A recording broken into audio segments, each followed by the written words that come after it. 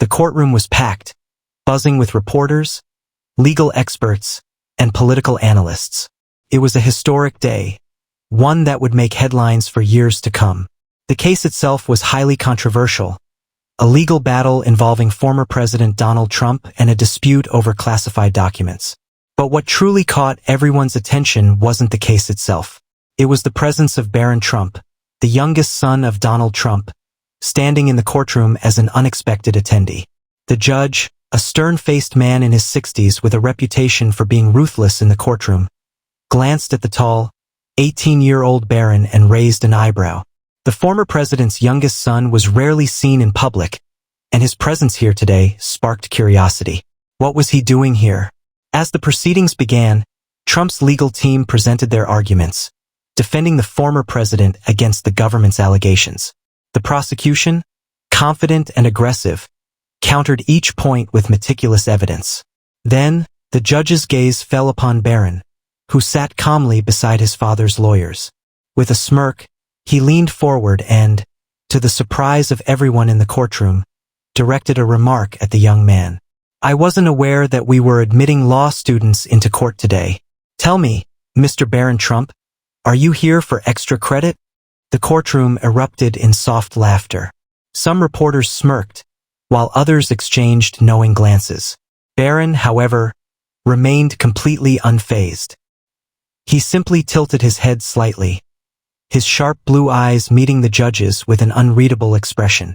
"No, Your Honor," Barron responded, his voice calm but firm.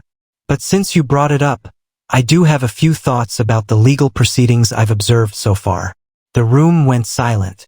The judge's smirk faded slightly, as if he hadn't expected a reply. "Really?"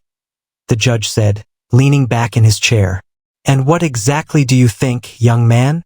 Barron folded his hands on the table in front of him. His demeanor was controlled, professional, almost presidential. "With all due respect, Your Honor," he said, "the prosecution's argument regarding the Espionage Act is fundamentally flawed. They're attempting to apply it retroactively in a way that contradicts precedents set by the Supreme Court in cases like Ex parte Garland and United States versus Nixon. If we're talking about constitutional application, the government's case is weaker than it appears on the surface." A stunned silence filled the courtroom. The judge's eyes narrowed slightly, as if assessing whether Barron was simply reciting something memorized or if he actually understood what he was saying. One of the prosecution's lawyers coughed, clearly caught off guard. "With all due respect, Mr. Trump, this is a courtroom, not a classroom. We don't entertain legal opinions from—" Barron cut him off.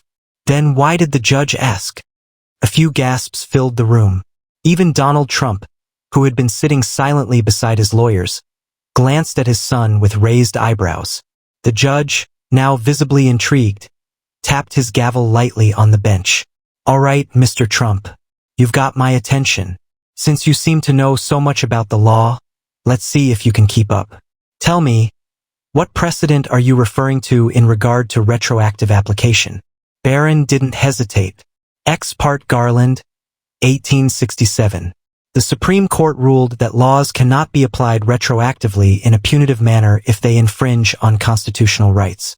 Nixon's case further reinforced the limitations of executive privilege, but it didn't strip it entirely. If this case relies on stretching those definitions beyond their historical boundaries, then the government's argument is on thin ice.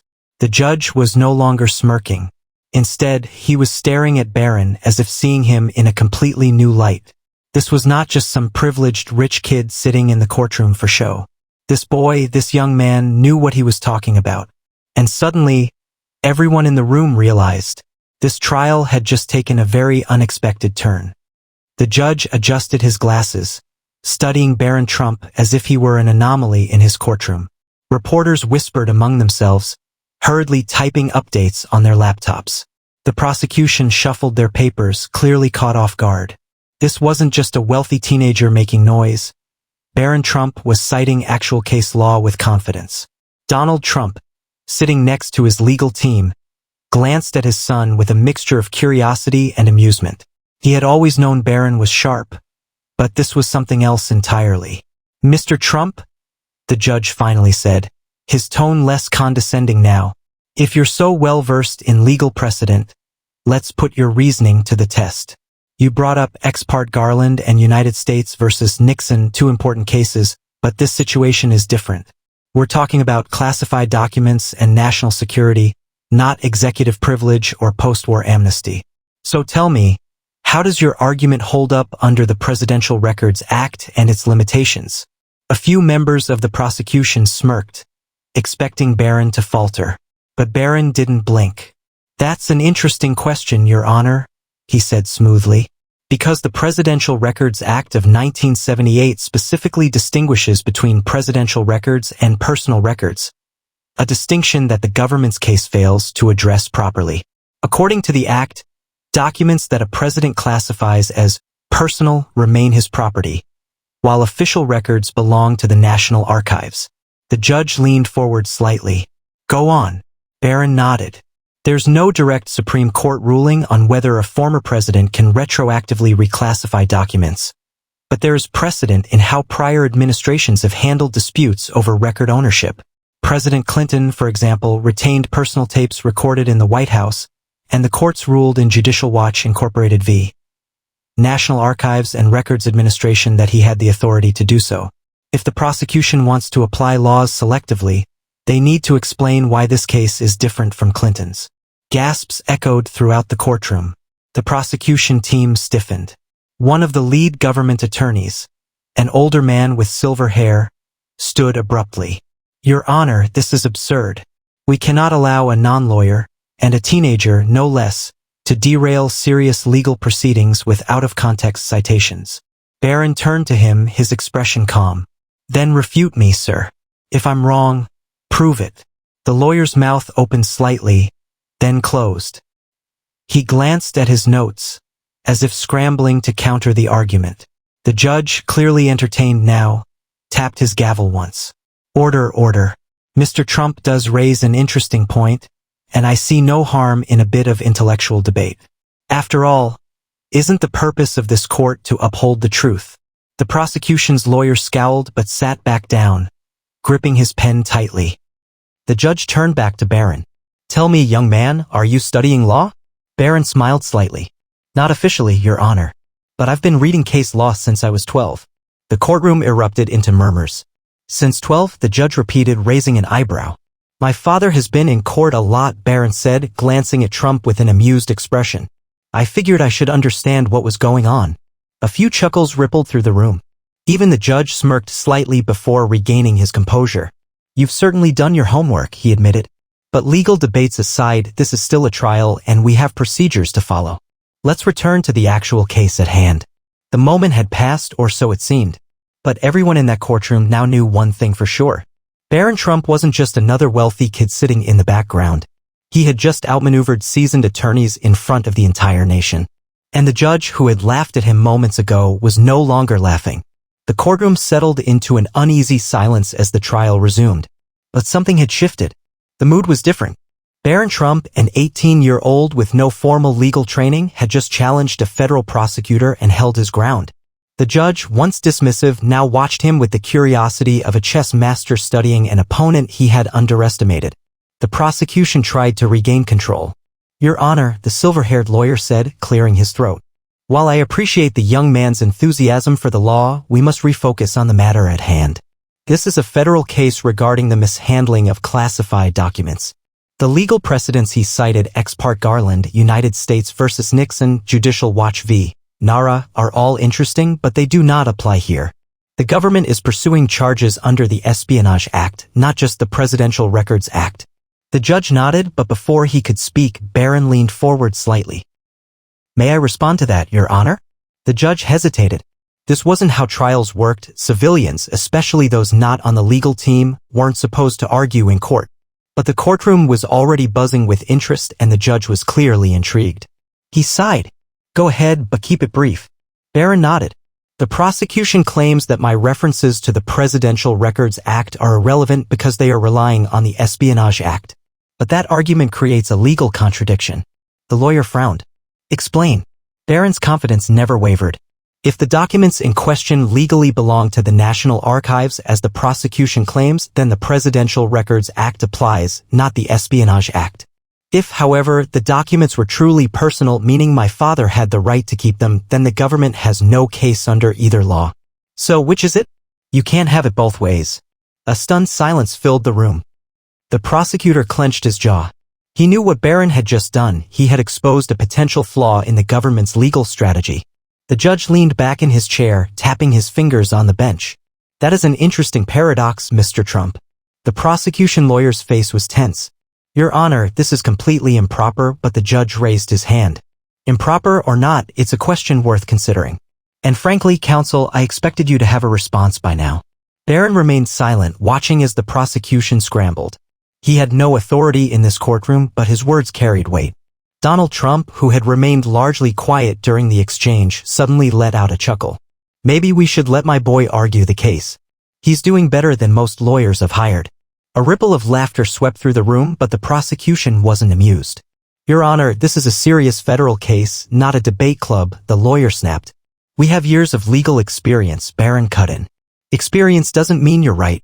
The judge smiled slightly, amused at the boldness. All right, gentlemen, let's move forward. We'll take a short recess. When we return, I expect the prosecution to answer Mr. Trump's paradox because I, too, want to hear the answer. As the judge struck his gavel, the courtroom erupted in chaos. Reporters rushed to update their headlines. Legal analysts whispered to one another. And in the middle of it all, Barron Trump sat calm, collected, and completely in control. He had come in as an observer. Now he was shaping the very trial itself. The courtroom had never felt this electrified. Legal experts whispered in hushed tones, journalists rushed to update their headlines, and the prosecution huddled together, frantically strategizing. A teenager had just forced the federal government to rethink its case. As the recess ended, everyone settled back into their seats. The judge took his place, tapping his gavel twice. Let's proceed. The prosecution will now respond to the paradox raised by Mr. Barron Trump. The silver-haired lead prosecutor, now visibly frustrated, stood up. He exhaled sharply before addressing the court.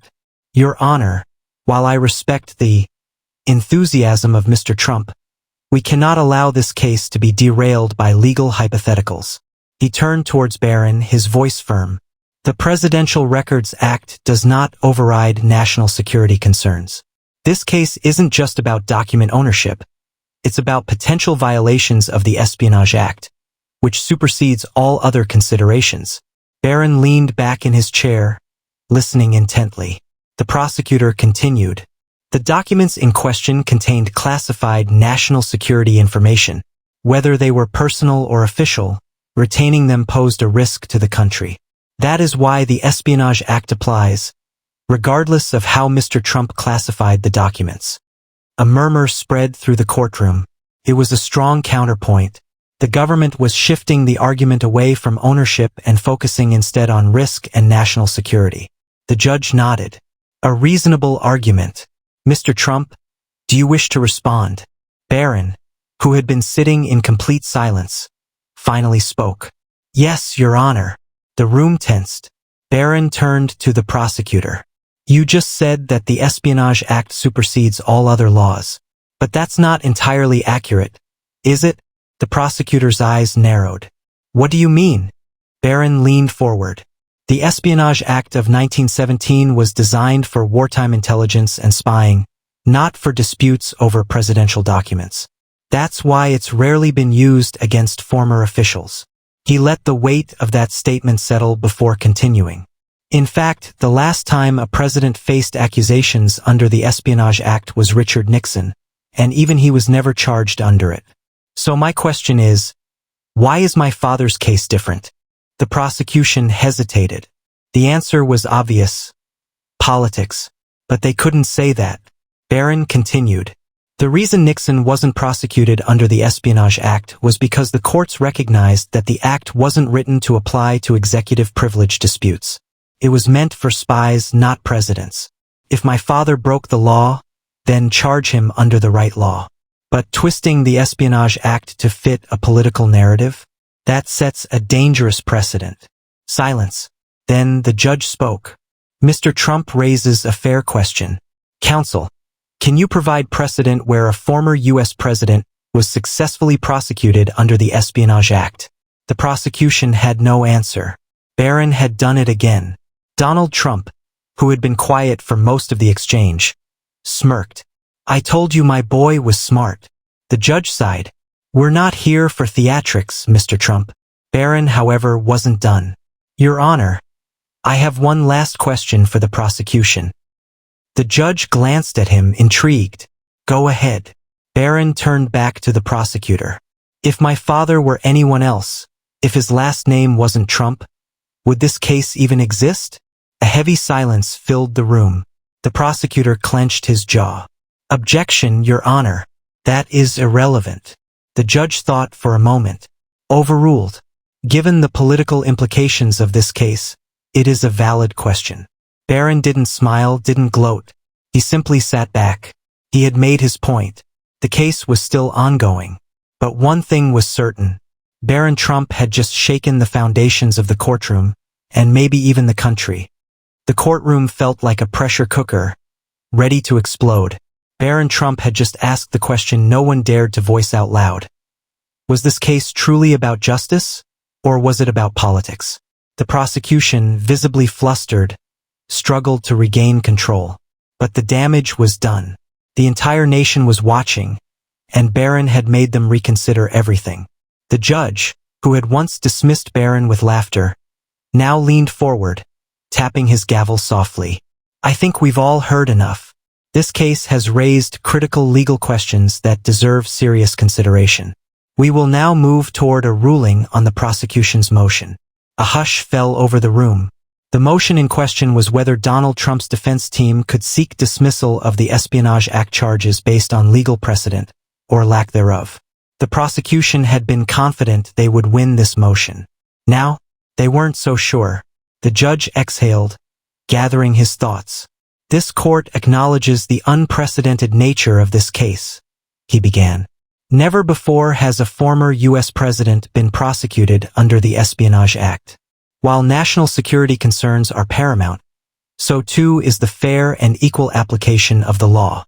The prosecution straightened in their seats, hopeful. That said, the judge continued. The defense has raised a compelling argument regarding the selective application of this law and the absence of legal precedent.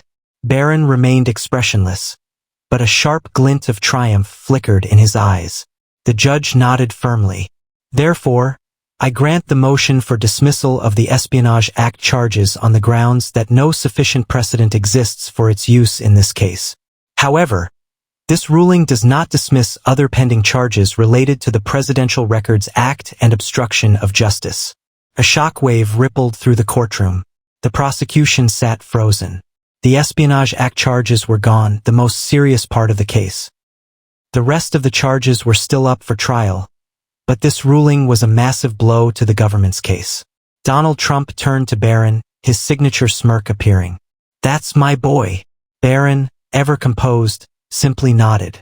It was the right ruling, Dad. The prosecution stood up, furious. Your Honor, we object to this dismissal. Objection noted. The judge interrupted, already standing. Court is adjourned. He banged the gavel. The moment it struck wood, the room erupted into chaos. Outside the courthouse, a media frenzy unfolded. Cameras flashed, reporters shouted, and talking heads on television debated what had just happened. Breaking news. In a stunning courtroom twist, the judge has dismissed the Espionage Act charges against Donald Trump, citing lack of precedent. Legal analysts were divided. This is a major victory for Trump's legal team. Without the Espionage Act charges, the government's case is significantly weakened. But the other charges remain. This isn't over yet. Meanwhile, online, one name was trending above all others. Social media exploded with reactions. Barron Trump just outlawyered the government. At 18. What did I just witness? This kid is going to be a Supreme Court justice someday. The judge laughed at him. Now look where we are. I never thought I'd say this, but Barron Trump might be the smartest person in that courtroom. The youngest legal mind in America? As Barron and his father left the courthouse, A journalist pushed forward with a microphone. Barron, what's next for you? Are you considering a future in law? Barron stopped, turning toward the cameras. His expression was calm, measured. I'm just here to make sure the law is followed fairly, he said simply. No matter who you are. And with that, he walked away, leaving the world to wonder. Had America just witnessed the rise of its next great legal mind?